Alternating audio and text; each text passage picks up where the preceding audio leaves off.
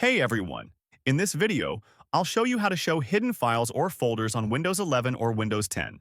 Sometimes your important files get hidden automatically or you hide them for privacy, but later you can't find them.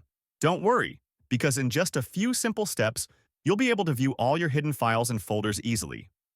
First, click on any file or folder. For example, I'm clicking on this file. Now, right-click and select Properties. Here, you'll see an option called Hidden. Check this box, then click Apply, and finally, click OK.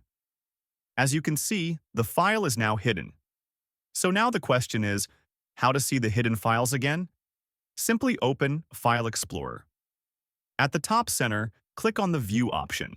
Then enable the Hidden Items option. And that's it. Now you can see all the hidden files or folders on your computer. So that's how you can easily show hidden files or folders on Windows 10 or 11. If this video helped you, don't forget to like, subscribe, and share it with your friends. Thanks for watching, and I'll see you in the next tutorial.